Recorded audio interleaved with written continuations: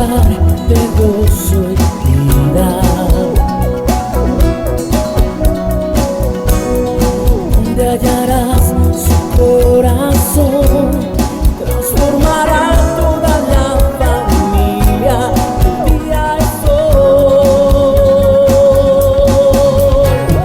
Somos los brazos abiertos, hay esperanza y puro amor. Milagros están sucediendo, amamos la vida, amamos a Dios, comunidad vida.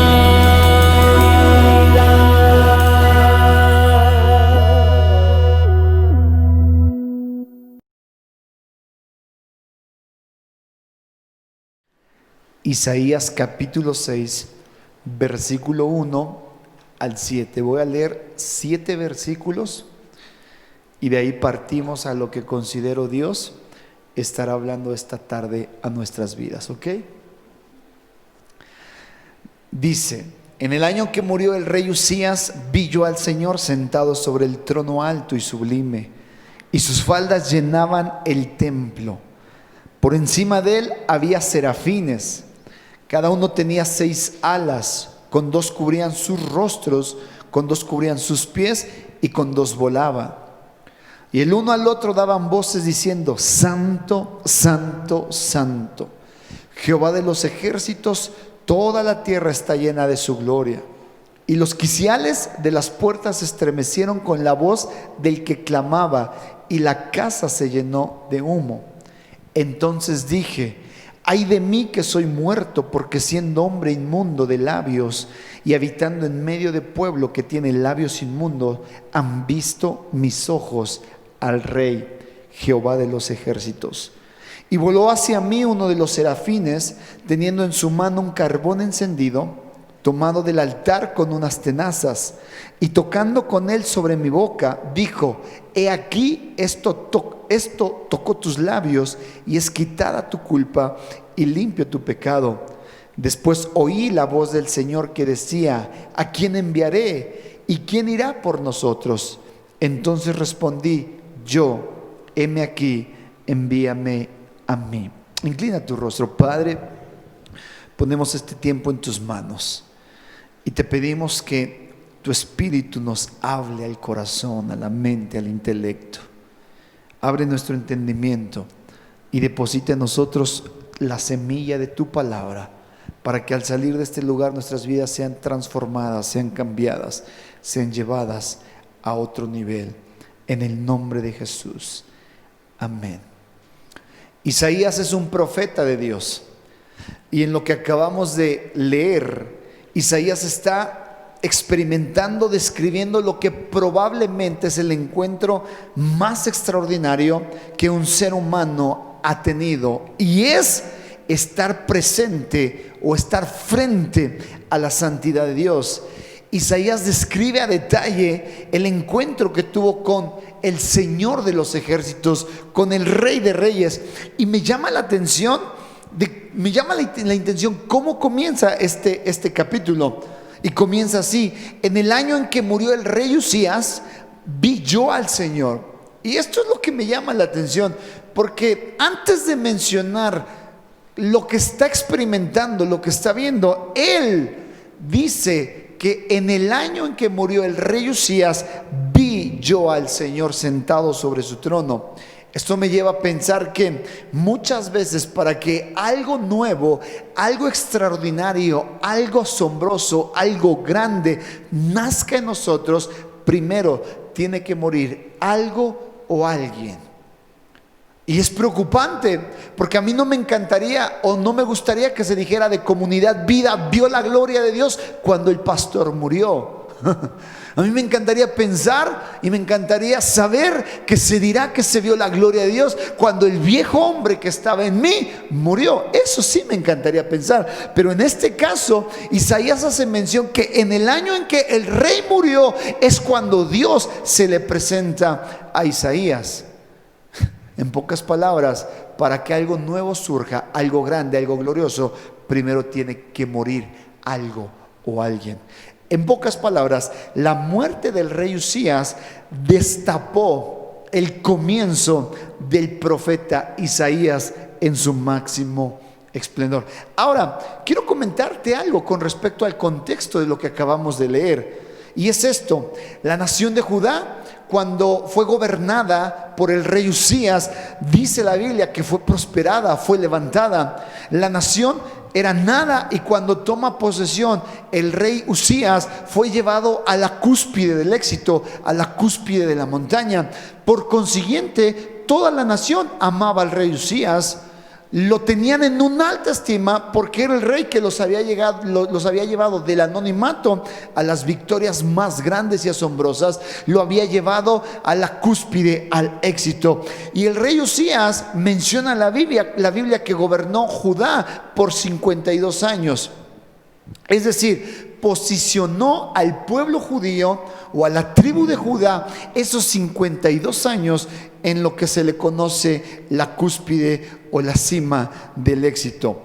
Y la historia nos cuenta que el rey Usías fue un extraordinario inventor, un genial administrador, y también fue un hombre con tanta capacidad y talento de parte de Dios que antes de él no se conoce a alguien más, o no había precedentes.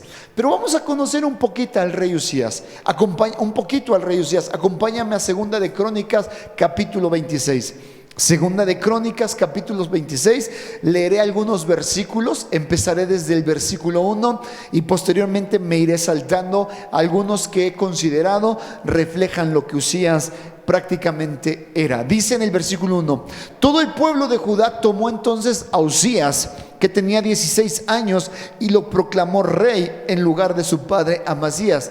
Es decir, Usías, a la edad de 16 años, estaba tomando el trono de Judá. Y fue Usías quien, después de la muerte del rey Amasías, reconstruyó la ciudad de Elat y la reintegró a Judá. Usías tenía 16 años cuando subió al trono y reinó en Jerusalén 52 años. Versículo 6: Usías marchó contra los filisteos y los destruyó. Y destruyó los muros de Gad, Jabnía y Asdod. Además construyó ciudades en la región de Asdod entre los filisteos. Versículo 7: Dios lo ayudó en su guerra contra los filisteos, contra los árabes que vivían en Gur-Baal y contra los meunitas. Versículo 8: los amonitas fueron tributarios de Usías, y este llegó a tener tanto poder que su fama se difundió hasta la frontera de Egipto. Usías también construyó y fortificó torres en Jerusalén, sobre las puertas de la esquina y del valle y en el ángulo del muro. Es decir, era un extraordinario arquitecto, era un extraordinario constructor. Versículo 10: asimismo construyó torres en el desierto. Ahora, ¿te puedes imaginar esto? En el desierto construyó torres y cavó grandes pozos, pues tenía mucho ganado en la llanura y en la meseta. Tenía también labradores y viñeros que trabajaban en las montañas y en los valles, pues era amante de la agricultura. Versículo 15: construyó en Jerusalén unas máquinas diseñadas por hombres ingeniosos y las colocó en las torres y en las esquinas de la ciudad para disparar flechas y piedras de gran tamaño. Con la poderosa ayuda de Dios, o sea, Usías, a pesar de que era un hombre con talentos, con dones y con tanta gracia con el pueblo, Dios lo ayudó con su poderosa mano. Dice, la poderosa ayuda de Dios, Usías llegó a ser un hombre muy poderoso y su fama se extendió hasta muy lejos. Pero el versículo 16 resalta algo muy triste. Sin embargo, cuando aumentó su poder, Usías se volvió arrogante, a lo cual lo llevó a la desgracia. Se rebeló contra el Señor, Dios de sus antepasados, y se atrevió a entrar en el templo del Señor para quemar incienso en el altar. Versículo 17: detrás de él entró el sumo sacerdote Azarías junto con 80 sacerdotes del Señor, y todos ellos hombres valientes, quienes se le enfrentaron y le dijeron: no corresponde a su majestad quemar el incienso al Señor. Esta es función de los sacerdotes, descendientes de Aarón, pues son ellos los que están consagrados para quemar el incienso. Salga usted ahora mismo del santuario, pues ha pecado, y así Dios el Señor no va a honrarlo. adorarlo. O sea, el rey Usías entra al templo del Señor, toma el candelero y quiere presentar o prender incienso frente al altar del Señor. Y entra el sumo sacerdote y junto con ello 80 sacerdotes fuertes, valientes, y dicen: Su Majestad, no le compete a usted hacer esto. Dios estableció sacerdotes, Dios ungió hombres de linaje sacerdotal para que hagan esta labor. A usted no le corresponde hacer esto. Lo intentaron frenar porque sabían que eso ofendía a Dios. Pero en el versículo 19, esto enfureció a Usías, quien tenía en la mano un incensario listo para ofrecer el incienso. Pero en ese instante, allí en el templo del Señor, junto al altar del incienso y delante de los sacerdotes, la frente se le cubrió de lepra. Al ver que Usías estaba leproso, el sumo sacerdote Azarías y los demás sacerdotes lo expulsaron de ahí a toda prisa. Es más, dice la Biblia, él mismo se apresuró a salir, pues el Señor lo había castigado. Versículo 21, el rey Usías se quedó leproso hasta el día de su muerte y tuvo que vivir aislado en su casa, y le prohibieron entrar al templo del Señor. Versículo 23, cuando Usías murió, fue sepultado con sus antepasados en un campo cercano al panteón de los reyes. Usías, al querer ir en contra a lo que Dios había establecido, dicho y demandado, fue castigado. Dios envió su juicio en contra de él. Y qué trágico, porque su muerte es tan vergonzosa que dice la Biblia que todo su cuerpo fue lleno de lepra, y esto hizo que viviera lejos, encerrado, enclaustrado en su casa. Y cuando murió, no pudo ser enterrado en el panteón de los reyes, sino en un lugar cerca del panteón. O sea, su muerte fue una muerte muy vergonzosas. Usías se rebela contra Dios, ya que su corazón, dice la Biblia, que se enalteció, se enorgulleció y dijo: es mi casa, es mi reino y yo hago lo que yo quiera, a pesar de que Dios haya dicho lo contrario. Y eso provocó que juicio viniera sobre Usías. Lo que la Biblia nos está tratando de enseñar en este pasaje es que lo que Isaías nos está tratando de enseñar es que el rey Usías provocó un juicio divino sobre su vida porque subestimó a Dios. Usías provocó un juicio de parte de Dios a su persona porque él subestimó a Dios. Es decir, tomó el ministerio sacerdotal, tomó lo que le correspondía a los sacerdotes como un juego, pensando que podía hacer lo que quería a su manera, a su forma y a la hora que él quisiera. Y pero aún pensando que aún sin la aprobación de Dios, él podía ser prosperado en aquello que Dios había dicho que no podía hacer. Usías simplemente fue ajusticiado, castigado por Dios por hacer aquello que no le competía. Ahora, y no es casualidad que justo cuando el rey muere a consecuencia de su desobediencia, Isaías tiene un gran y extraordinario encuentro con la santidad de Dios. No es casualidad que mientras unos están llorando por la muerte del rey Usías, otros están buscando y están experimentando la gloria de Dios en sus vidas. Mientras la nación lloraba por el rey Usías, mientras todos se deprimían por la muerte de ese rey, era entendible. El rey no había llegado a la cúspide por él y ahora estaba al borde del colapso. ¿Por qué? Porque su rey había muerto. Y mientras toda la gente estaba llorando por él, un hombre consagrado para Dios estaba contemplando la gloria de Dios, la santidad de Dios. Y esto me lleva a pensar que mientras esta pandemia está provocando que muchos estén llorando, muchos estén deprimiéndose, muchos estén rasgando sus vestiduras del dolor y del quebranto, otros estamos viendo la gloria de Dios como nunca antes en nuestras vidas.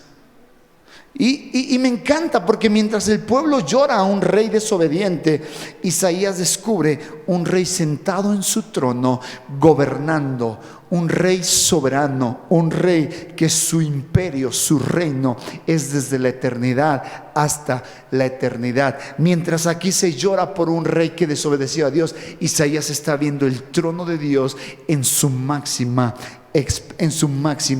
esplendor. Y Dios sigue siendo el rey. Y Dios sigue gobernando, mientras todo el pueblo está aquí clamando, gimiendo por la partida de su rey. Isaías está contemplando al Rey de Reyes y Señor de Señores.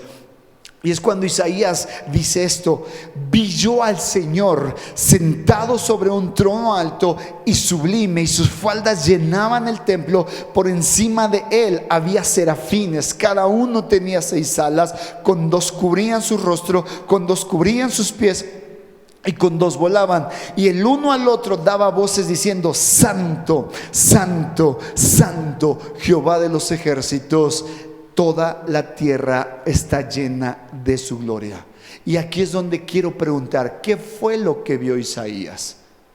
Y te quiero responder: lo que vio Isaías fue la santidad de Dios. La santidad de Dios. En el lenguaje bíblico, cuando una palabra se menciona 3 veces seguidas, quiere decir que esta palabra está siendo elevada al máximo de superlatividad, y se le adjudica un énfasis de suprema importancia. Por eso Isaías escuchó que estos ángeles decían: Santo, Santo, Santo, porque esa palabra de santo elevada a la 3ª potencia estaba tratando de transmitirle a Isaías, como a nosotros, es que es tan supremo y es tan superlativo que la única forma en la que se le puede detonar cierta importancia de esa magnitud es repetir su santidad 3 veces. Los ángeles no dijeron amor, amor, amor, que si bien Dios es amor, no dijeron eso. Ni tampoco dijeron misericordioso, misericordioso, misericordioso, que si bien es misericordioso, pero no lo dijeron. Ni mucho menos dijeron bondadoso, bondadoso, bondadoso,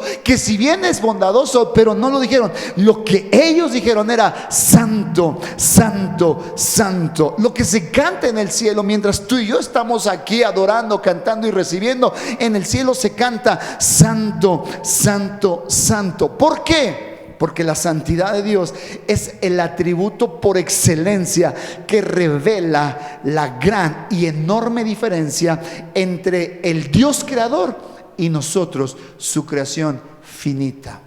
Y quiero explicarlo de esta forma: el atributo divino al cual menos la iglesia predica y enseña, y al cual menos se le reverencia, es a la santidad de Dios. La palabra santo en el hebreo quiere decir, es Kadash.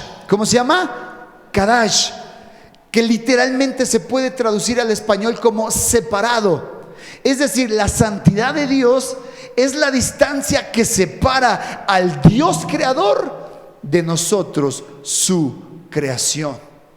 Y lo quiero simplificar de esta forma: es como si comparáramos la gloria de una hormiga. Ahora, entiende la gloria, es decir, puede ser la hormiga más picuda de todas las hormigas. Es como si compararas la gloria de esa hormiguita con la gloria del hombre más poderoso de esta tierra, de un presidente, de un rey. O sea, la hormiga se queda acá y el hombre más poderoso de la tierra se queda hasta acá. O sea, hay una gran y enorme diferencia. Ahora, nosotros estamos en la posición de la hormiga y Dios está no en la posición de hombre o de un humano. Él está hasta el cielo. Te voy a decir por qué. Porque tanto como la hormiga y el ser humano son criaturas de Dios, Él que los creó a ambos, Él es un Dios no creado. Y quiero irlo explicando un poquito, porque no es que Dios sea poderoso, no, Él creó el poder. No es que Dios sea sabio, no, Él creó la sabiduría. Ni tampoco es que Dios sea bello, no, Él creó la belleza. A lo que voy es que la inmensidad y separación de Dios es hasta el infinito, y nosotros hasta lo más profundo de la tierra. La separación de Dios y el hombre es una hormiguita que, siendo nosotros y el Dios todopoderoso, llegar hasta el cielo. Ahora, piénsalo de esta forma, porque quiero que nuestra mente, nuestro cerebro empiece a razonar y a intentar pensar de esta forma. Dios es el Dios no creado. Y yo sé que cuesta mucho trabajo en nuestra mente asimilar, aceptar y creer esto. ¿Por qué? Porque todo lo que tus ojos ven, todo, y aún lo que no ves, Dios lo creó. La gente que está alrededor de ti, frente a ti, tras de ti, todo el cielo, la tierra, el agua, las montañas, todo Dios lo creó. Aún lo que tú no ves, tus ojos no ven. Te pongo un ejemplo: las galaxias, las estrellas, el sistema solar, el universo, todo eso que tú no ves, Dios lo creó. Pero a Dios nadie lo creó. Esa es una gran diferencia. Porque lo que tú ves, aún tú mismo eres criatura de Dios, pero Dios nadie lo creó. Él siempre ha sido, siempre es y siempre será. ¿Y por qué digo que nos cuesta mucho trabajo asimilar y entender esto? Porque muchas veces no nos entra en la mente cómo, a Dios quién lo creó, de dónde nació, cómo surgió. No nos entra. Dios siempre es y ha sido Dios, el Dios no creado. A esa forma inexplicable de ver a Dios se le conoce como la santidad de Dios. ¿Cómo puedo asimilar o cómo puedo reconocer esto que me cuesta trabajo entender en mi mente, que todo fue creado excepto Dios, porque Él es el Dios no creado? Reconociendo que es la santidad de Dios. ¿Qué quiere decir santidad? Una separación absoluta entre el Dios creador y nosotros, seres humanos, su criatura. La santidad de Dios es lo que hace que Dios sea Dios. Y nos trasciende en extremo. Que la santidad de Dios es lo que hace que Dios sea Dios. Su santidad. Sí, porque muchos tienen dioses como Mahoma, Buda y tantos dioses, pero al final ellos fueron creados por alguien. Algunos fueron formados del barro, del lodo. Algunos nacieron y después les dieron el título de deidad, que al final terminan siendo la criatura de alguien. Fueron creados por Dios, pero a Dios nadie lo creó. Dios ha sido, es y siempre será. Es decir, la santidad de Dios es lo que hace que Dios sea Dios. Al igual que Isaías, todos los hombres que han tenido un encuentro con la santidad de Dios experimentan una profunda sensación de temor a Dios. Literalmente, Isaías gritó con todas sus fuerzas por su vida. Esto es lo que dijo Isaías: ay de mí que soy muerto, porque siendo hombre inmundo de labios y habito en medio de un pueblo que es inmundo de labios, han visto mis ojos al Rey, a Jehová de los ejércitos. Él sabía que el enfrentarse con la santidad de Dios podía caer muerto, fulminado, hecho pedazos, su cuerpo llevado a partículas en destrucción infinitas. Por eso Dios le dice a Moisés: no hay un hombre que pueda seguir vivo y me vio. No hay un hombre que me haya visto y siga vivo. Porque Isaías estaba consciente que ver la santidad de Dios implicaba que la persona cayera fulminada, sea exterminada. Es como cuando tú ves una hormiga y le pones el dedo que no le metes mucha fuerza, nada más lo pones y la destruyes. Así Isaías se sentía cuando vio al Dios creador, viendo a su criatura Isaías. Por eso gritó: ay de mí, estoy muerto. Estoy muerto. En pocas palabras, la santidad de Dios es reconocer que Él está por encima de todos nosotros y que Él está en extremo separado a nosotros. Y el único que pudo unir a Dios y el hombre fue Jesucristo mismo. Entender que relacionarse con Dios o con un Dios tan santo es estar convencido que estoy parado frente a alguien que me trasciende por mucho, y a lo que se le denomina o conoce es caminar con un Dios terriblemente temible. Sé que decir esto no me hace popular, ni tampoco a la iglesia la hace popular, pero efectivamente Dios es un Dios terriblemente temible. Iglesia, tenemos que aprender que el caminar y el relacionarnos con Dios es tan, pero tan temible que si no entendemos y aprendemos a llevar una vida en el temor a Dios, podremos caer fulminados, exterminados y muertos. Iglesia, se lo dije en la primera reunión, se lo dije en la segunda y ahora te lo digo a ti. El que tú no entiendas que no estás caminando con un Diosito, sino estás caminando con un Dios terriblemente temible, te tiene que llevar sí o sí a tener un temor reverente hacia Él. Porque en cualquier momento tu vida, como la mía, puede caer fulminada, exterminada, muerta. ¿Entiende esto?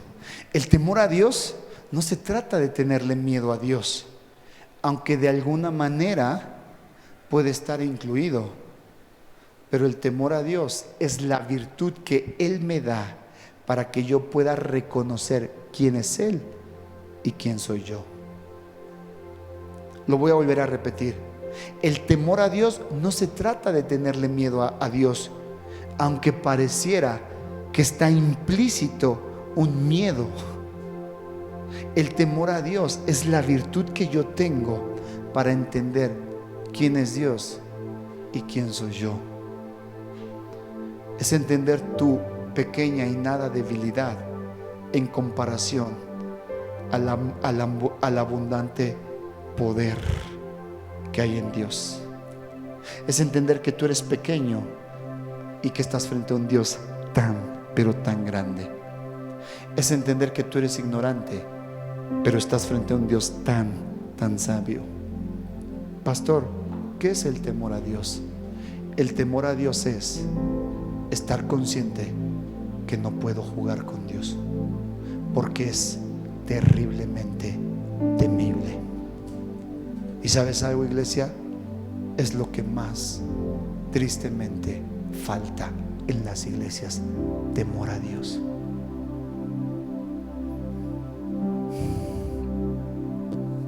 Es entender que Él es Dios y tú no.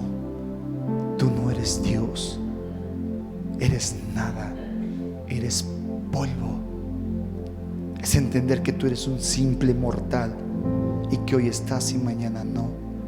Pero qué triste ver y pensar, o peor aún, creer que eres como Dios, o te crees mejor a Dios, o que tienes mejores propuestas que Dios. Deja el pecado. No, eso a mí no me va a matar. No, eso no es tan pecado, eso no es pecado, eso es religiosidad. Y piensas que eres más inteligente, más sabio que Dios. Deja esto. No, pastor, eso es religiosidad. No, ¿cómo cree? No. Te haces parecer igual que Dios. Yo tengo una mejor propuesta, Dios. Yo tengo una mejor idea. ¿Por qué no vienen los domingos a la reunión? No, la empresa, el negocio. ¿Crees tener una mejor idea que Dios cuando Él diseñó el día del Señor? ¿Por qué no dejas el pecado? No, pastor, es que hay que darle tantito baile al cuerpo.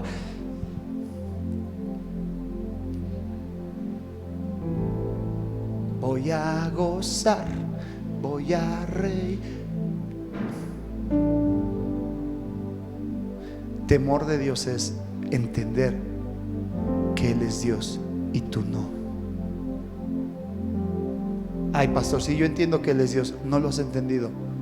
Porque mientras sigas tomando control de tu vida, tú eres tu propio Dios y te estás igualando a Él. Y como te expliqué, eres una hormiga y Él es un Dios todopoderoso. Y qué bien te hace así y estás fulminado. Eso es temor de Dios. Deja las fiestas. Ay, pastor, si Dios ama a todos. ¿Te quieres parecer a Dios?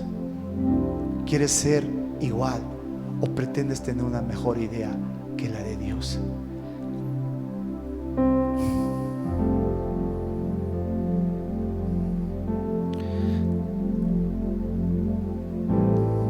Eso fue lo que le pasó al rey Usías. No, yo puedo, déjame, yo lo hago. Y todos le decían: no lo hagas, rey, que soy el rey. No, yo tengo dinero, yo pago. No por eso. Y en ese momento juicio de Dios vino a su vida. Y quizá al hablar del temor de Dios sea incómodo para muchos, cuando realmente el temor a Dios esconde. Esto está increíble. El temor a Dios esconde una de las mejores promesas y más grandes que una persona puede tener. De hecho, la Biblia, toda la Biblia, tiene 15 versículos que nos invitan a amar a Dios. 15 versículos que nos invitan, nos animan a amar a Dios. Pero hay 46 versículos en toda la Biblia que nos invitan a temer a Dios. 3 veces más es la invitación a temer a Dios. ¿Y por qué Dios quiere que le temamos? Porque el temor a Dios destapa una de las mejores bendiciones que una persona puede tener. Salmos capítulo 25 versículo 14 dice así: la comunión íntima de Jehová es con los que le temen, y a ellos hará conocer su pacto. Es decir, Dios le promete una amistad íntima a aquellos que le temen, aquellos que saben reconocer que Él es Dios y yo soy nada. La intimidad, la amistad, el amor genuino entre Dios y nosotros es el resultado de aquellos que tememos a Dios. Y temer a Dios es reconocer que Él es santo, Él es Dios y yo soy simplemente un sirviente, esclavo de Él, que no me gobierno, no me mando. Es entender que hoy es el día del Señor y ahí tengo que estar, porque yo no soy Dios, ni soy amo de mi tiempo, es Él. ¿Por qué no vienes a la iglesia? Ay, pastor, el negocio, el changarro. Algunos andan batallando entre si amar a Dios o amar a la mujer o al hombre. Temor de Dios es saber que Él es Dios y yo soy nada. El temor a Dios es la llave que te da acceso a las profundidades del corazón de Dios. Es la llave que te da una amistad íntima con Dios. Mi oración hace tiempo era: quiero amarte por sobre todas las cosas. Y cuando Dios me habló esto, dije: ahora mi oración es: quiero temerte, Dios. Quiero temerte. Al hablarte de la santidad de Dios, mi deseo es que tú cultives temor de Dios sobre tu vida y que te impulse a tener una amistad íntima con Dios. Y como pastor de Comunidad Vida, como pastor de esta iglesia, me preocupa mucho algo, y es que pareciera que no hemos tenido un encuentro con la santidad de Dios. ¿Por qué lo digo? Porque no hay temor de Dios en nuestras vidas. Seguimos pecando, seguimos fallando, seguimos ofendiendo a Dios, seguimos teniendo ese vicio, seguimos teniendo ese pecado de fornicación, de adulterio, de chisme, de mentira, de murmuración. Seguimos teniendo esas adicciones con el alcohol, el tabaquismo, la drogadicción. Ahí es cuando te das cuenta que no hay temor de Dios en ti. Y como pastor me duele pensar que muchos de nosotros somos como el rey Usías. Hacemos lo que queremos, vamos cuando queremos, cantamos si queremos, damos si queremos, porque crees ser tú mejor que Dios o tener una mejor idea que la de Dios. Cuando tú piensas así, no tienes temor de Dios. El peor insulto que se le puede hacer a Dios es subestimarle. Imagínate, yo estaba viendo hace unos días, yo sigo a un chavo muy famosísimo, un youtuber a full, que se dedica a ver a los animales y a rescatar animales. Y él logra encontrar una serpiente, una boa muy peligrosa. ¿Y sabes cómo se acerca? Así, con una precaución y un cuidado. Y así no nos acercamos a Dios. Sentimos que Él es mi sirviente, mi criado. y que le fue bien porque vine a la iglesia. Temor a Dios es reconocer que Él es Dios y tú no.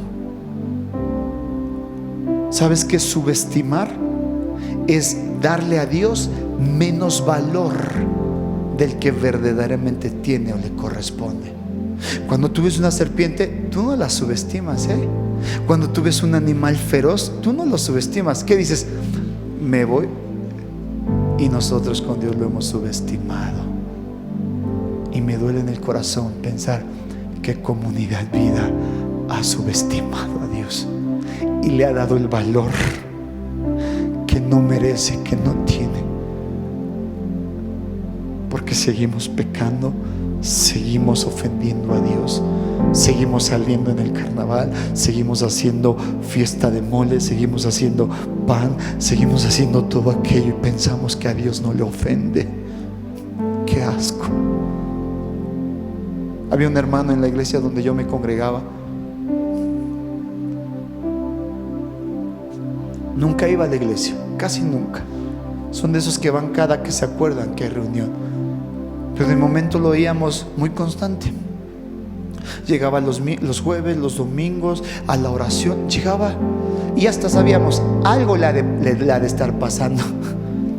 Y platicabas con ella, no, sí, pastor, es que le estoy pasando muy mal, muy mal. Wow, ahora entiendo por qué te vemos seguido. Pero el problema no es ir a la iglesia por una necesidad. No. Porque todos nosotros venimos a la iglesia siempre por una necesidad. Todos nos acercamos a Jesús por una necesidad. El problema no es venir a la iglesia por una necesidad. No.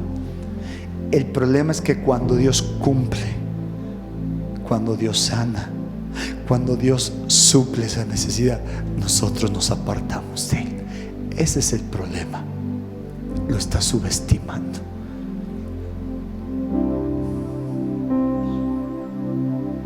Y olvidas que Él es terriblemente temible. ¿Cómo es posible que le tengas más miedo a una víbora, a una serpiente, que al Dios Todopoderoso? El problema no es llegar a la iglesia por una necesidad. El problema es que cuando esa necesidad es suplida, nos apartamos de Él. El problema es que cuando Dios nos sana, nos apartamos de Él. El problema es que cuando Dios paga nuestras deudas, nos apartamos de Él. El problema es que cuando Dios hace un milagro, nos apartamos de Él. Y por eso el salmista David decía: oh Dios, examina mi corazón y prueba si en él no hay mentira. Creemos que Dios es un Dios chiquito al cual podemos acercarnos como nosotros queramos, cuando nosotros queramos, que nos podemos acercar cuando pasamos necesidad, hambre, enfermedad, y después apartarnos de Él. Total, Él aguanta, Él sabe que voy a regresar y me tiene que estar esperando. Y ahora resulta que en lugar de que nosotros le sirvamos a Dios, termina convirtiéndose en nuestro sirviente y me va a tener que recibir y me va a tener que aceptar.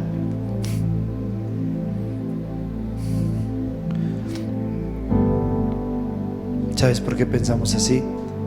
Porque en nuestras vidas no hay temor de Dios. Y si no hay temor de Dios, es porque no hemos visto su santidad. No hemos alcanzado a imaginar lo tan separado que estamos de Él. Dios le dijo a Moisés: quítate, mira, en 2 segundos desaparezco este pueblo y te doy un pueblo más poderoso que me ame y me sirva y me tema. ¿Sabes? Yo vi un documental de un domador de leones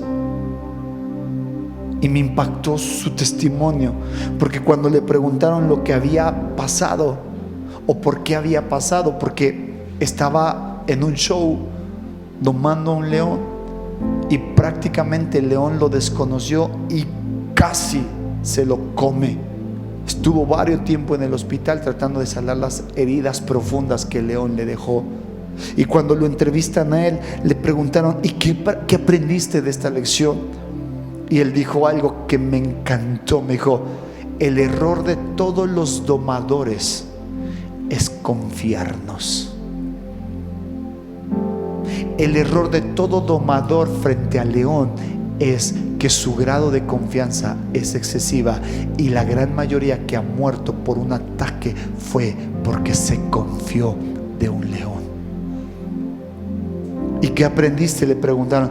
Aprendí que yo como domador, o cualquiera que quiera ser un domador, debe tener cierta dosis de temor, ya que esto lo mantendrá a salvo de una bestia tan salvaje. Es decir, quieres ser un buen domador y además quieres que no te coma el león, debe haber en ti una dosis de temor, y esta mantendrá tu vida a salvo de tan feroz bestia salvaje. Te pregunto, ¿cuántos de nosotros estamos subestimando el poder de Dios cuando jugamos y pensamos que no ha de pasar nada, y que si no tengo temor no pasa nada, y olvidas lo que dice Hebreos capítulo 10 versículo 31? Horrenda cosa es caer en manos de un Dios vivo. Dios no es un gatito dulce y pequeño al cual tú puedes acariciar y jugar con él. No, no, no, no, no. La Biblia no lo menciona así. ¿Sabes cómo menciona a Dios la Biblia? Como un poderoso león. Él es el rey, el león de la tribu de Judá, pero al mismo tiempo es un león amigable. ¿Qué es subestimar a Dios? Jugar con él. Un pie acá y el domingo acá. De lunes a sábado peco, pero el domingo aquí. Eso es estar subestimando a Dios, y te costará mucho. C.S. Lewis dice lo siguiente en aquella famosísima película y los famosísimos libros de las Crónicas de Narnia sobre Aslan. Aslan es un león, y el león representa a Dios. Y esto es lo que dicen con respecto a Aslan, el león. Y quiero pedirte que inclines tu rostro y que escuches cómo se refieren de Dios, de Aslan, del león.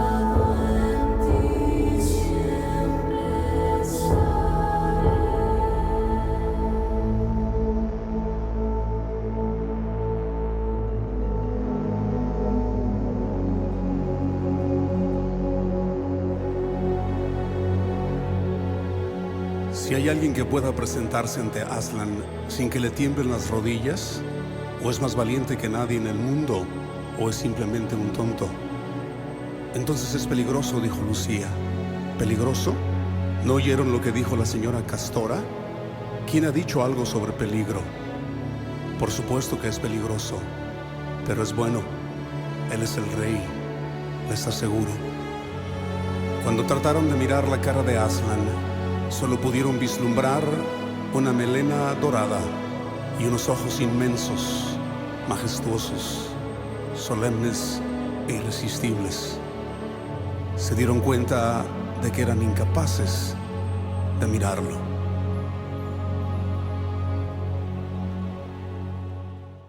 Así es Dios.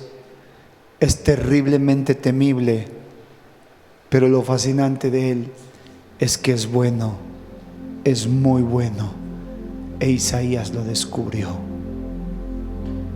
Siempre se predicó que temor a Dios no es tenerle miedo. Yo lo prediqué, dije, el temor a Dios no quiere decir que hay que tenerle miedo a Dios. Y no es que me retracte, pero creo que sí. Temor a Dios tiene que tener siempre cierta dosis de miedo. Miedo a fallarle, miedo a apartarnos de Él, miedo a hacer lo contrario a lo que Él dice, miedo a ir en contra de su voluntad, simplemente porque Él es un león terriblemente temible. En el relato de Isaías, yo ayer leí los primeros 5 capítulos de Isaías, y tú puedes leer y dice: ay de los pueblos, ay de las mujeres, ay de los reyes, ay de los príncipes, ay de ellos. Pero cuando llegas al capítulo 6, cuando él ve a Dios en su máximo esplendor, en su santidad, ya no dice ay de ellos, dice ay de mí, que estoy muerto, ay de mí, que soy nada frente a Él, ay de mí, que mis labios son impuros, ay de mí.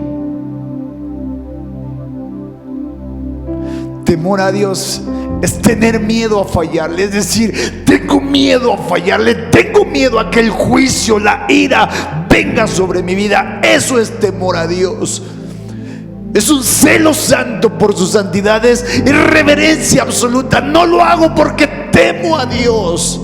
Tengo miedo a fallarle, tengo miedo a apartarme. Yo esta mañana le decía a Dios: tengo miedo a fallarte, tengo miedo a apartarme, tengo miedo a caer, tengo miedo. Tengo miedo. Y sí, quizás sí, lo que te voy a decir va a ser muy doloroso y muy confrontativo a tu vida, pero te lo tengo que decir. Tener miedo, temer a Dios es que en tu vida tengas dosis de miedo, porque tú no estás frente a un diosito ni frente a un gatito, tú estás frente al león de la tribu de Judá, aquel que está por encima de ti. Eso es temer a Dios, reconocer que Él está por encima de mí y yo soy nada, soy polvo. La Biblia nos menciona en Proverbios 8:13: el temor de Jehová es aborrecer el mal, la soberbia, la arrogancia, el mal camino, la boca perversa. Segunda de Corintios 7:1 dice: así que, amados, puesto que tenemos tales promesas, limpiémonos de toda contaminación de carne y espíritu, perfeccionándonos en la santidad y el temor de Dios. ¿Qué es temor a Dios? Apartarme de todo aquello que le ofende, apartarme de esas personas que ofenden a Dios, apartarme de aquello o de aquel pecado que ofende a Dios, porque Dios es terriblemente temible. Deuteronomios dice así, 10:12: ahora pues, Israel, ¿qué es lo que pide Jehová de ti? Sino que temas a Jehová tu Dios y que andes en todos sus caminos. Y Hechos capítulo 9:31 dice: entonces las iglesias tenían paz por toda Judea, Galilea y Samaria, y eran edificadas andando en el temor del Señor, y se acrecentaban fortalecidas por el Espíritu Santo. Pastor, ¿qué es la santidad de Dios? Es ser impregnado del temor de Dios. Pastor, ¿qué es temor de Dios? Es tener miedo a fallarle, es mirarlo siempre con reverencia y nunca subestimarlo. ¿Cómo es posible que una persona le tenga más miedo a acercarse a una serpiente que nosotros acercarnos al pecado o a fallarle? ¿Cómo es posible que alguien le tenga más miedo a un león y lo tengan que poner muy lejos del hombre, y nosotros subestimemos el poder, la grandeza y la autoridad de Dios? Hemos fallado, iglesia, hemos fallado. Y antes no hemos sido devorados ni destruidos, porque Él es bueno también.